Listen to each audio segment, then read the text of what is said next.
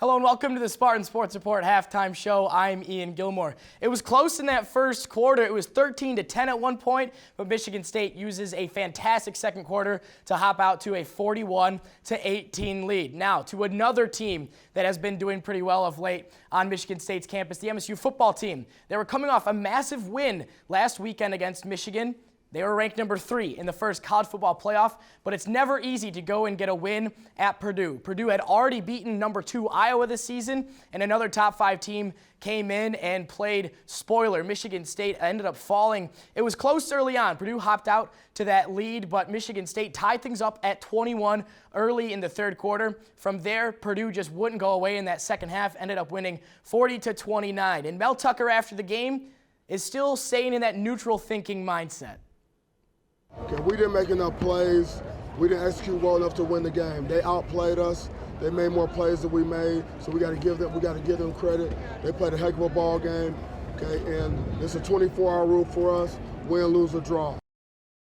Now we're joined in studio by Darian Harris. Darian, thank you, first of all, for coming and joining us today. And it's been a roller coaster these last 2 weeks. A massive win at Michigan and a really close game at Purdue. What has that been like for you to take that all in? Yeah, it's been enjoyable, honestly. You know, even this past weekend. You know, I think that it truly encompassed what the Big Ten is about, what college football is about in general.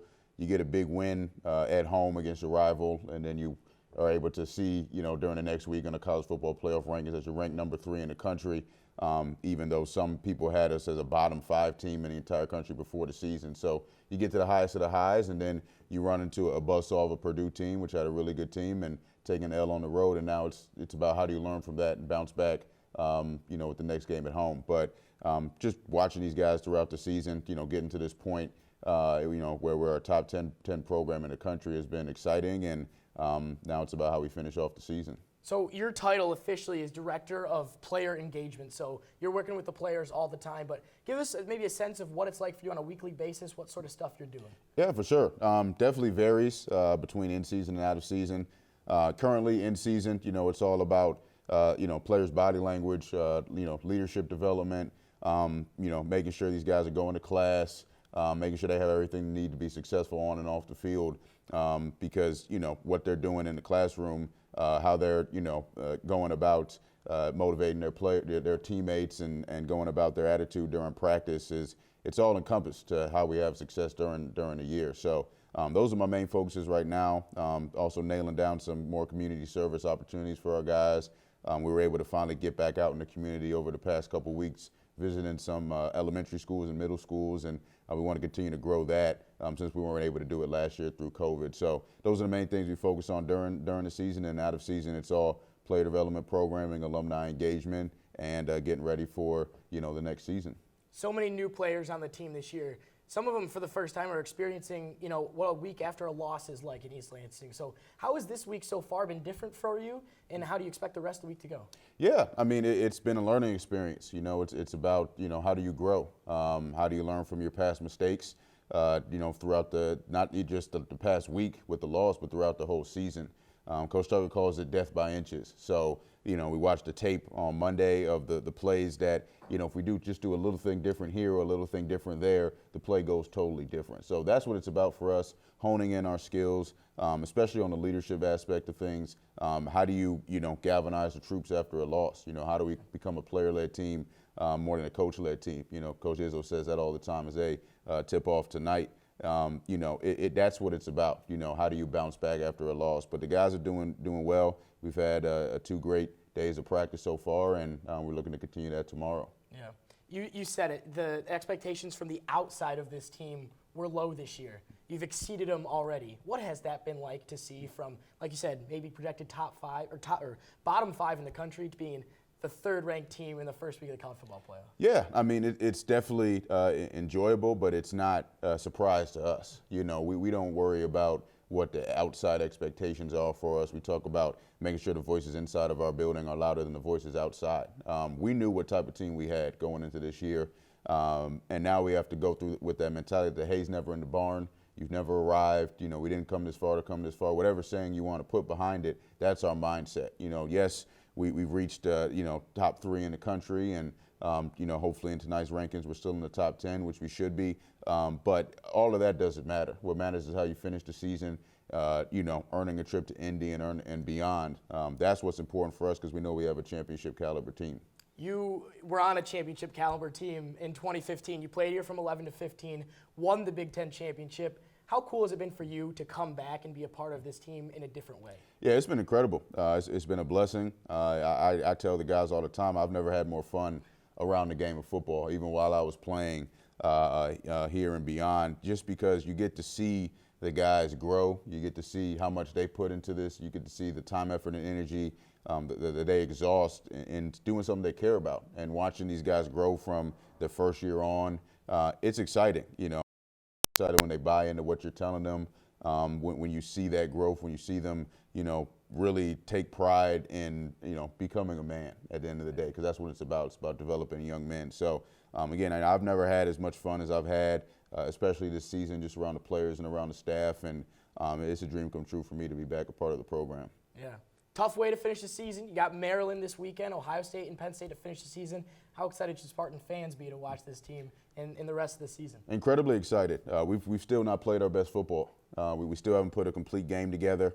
But I think that everyone can see the strides we're making, both on the field with fan engagement, giving the student section a name, finally, the deep end. And we need you all out there, of course, on Saturday, bringing the deep water.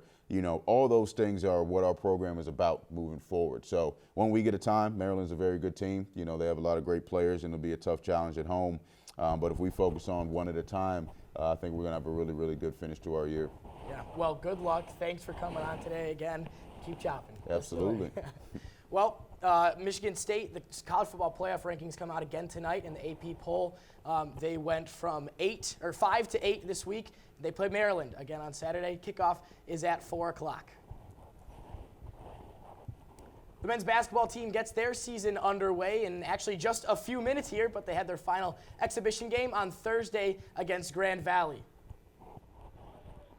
Izzo's final tune-up for his 27th year as MSU head coach. First half, Joey Hauser trying to secure his position at that 4 spot this year. Spins inside, puts the layup up. That one's good. Michigan State was up early. Still first half, it was Harris going to fake, and he gets Gabe Brown to jump off his feet right here, but Marcus Bingham right behind him. I got you, bro. Send that one into the crowd. He had a ton of blocks that night after having none in the first game. Now early second half. Max Christie gets the handoff, the turnaround, the fadeaway. The freshman has been feeling it in the 2 exhibition games so far this season, and Gabe Brown already going hot from deep. Drills this 3 in transition. Michigan State wins big against Grand Valley, and Tom Izzo happy with his squad is at. Now the attention turns to Kansas. So the 3-point shooting was a disappointment. Free throw shooting was a disappointment. But there were a lot of positives, and now we don't have to worry about any more exhibition games because I watched Kansas last night. Things get a little more real now coming up. Tip-off against Kansas just minutes away. Madison Square Garden, one of the greatest arenas in all of sports. Sean, I can't wait to watch this MSU team all season. Should be a very fun season, Ian. It's got to be great. Looking forward to it. Well, the men's hockey team lost 7-2 to Michigan in Friday in Ann Arbor, but the second game of the series with the Wolverines was back home at Munn Ice Arena, which started off in the first period. Spartans down 2-0 here. Here's Maddie Beniers capitalizing off the assists, increasing the Wolverines' lead in the first period, making it 3-0 Wolverines. Moving on to the second period. Spartans still down 3-0.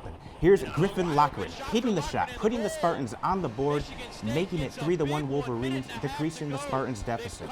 Michigan State not out of the game yet as they look to complete the comeback.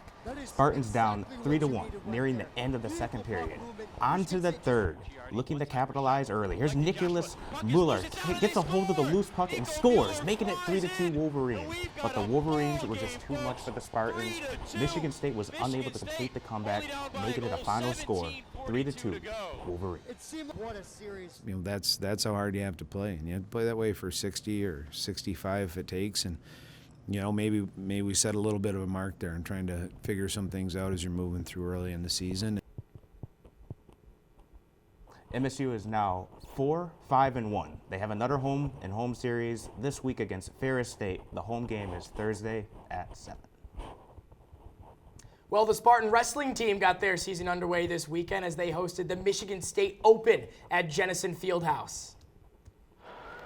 It was a wrestling block party in East Lansing. 22 teams in the house this past weekend. Tristan Luan got 6th place in the 125-pound open division. Rayvon Foley lost in the final but locked up 2nd place in the 133 open division. And then Ryan Vassbinder fell to Cam Caffey in 5th place to land the 5th place in the 195 class. Chase Saldate won 1st in the 157 open division, and Caleb Fish won the 165 in the freshman and sophomore division. The team has 1 week off, and then they'll take part in the Navy Classic in Annapolis on November 20th. The men's tennis Big Ten indoors tournament was in East Lansing this weekend, hosted by MSU. The first day opened up with the first round of doubles. The Spartans left the courts with 2 wins. Day 2 was a big day for MSU. The Spartans had 5 singles and 4 double wins in the main bracket on day 3. Michigan State earned 6 consolation wins in the back draw of single action. On the final day, the Spartans finished with 1 double match and 3 wins from second round consolation singles. Miriam Bingham has more from the tournament. This weekend here at the MSU Indoor Tennis Facility, the Spartans hosted the Big Ten Indoors Tournament, which is their last tournament of the fall season. For 4 days, players from different colleges battled their way through matches to fill the tournament bracket.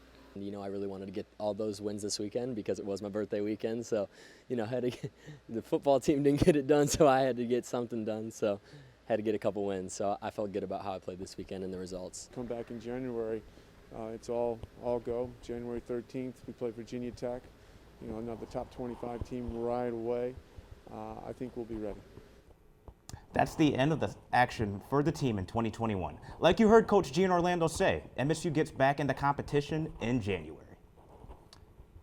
That will do it for the Spartans Report halftime show. And now let's go back to the Breslin Center. MSU up big over Morehead State, 41-18. The second half is coming up with Zach, Nick, and Nora.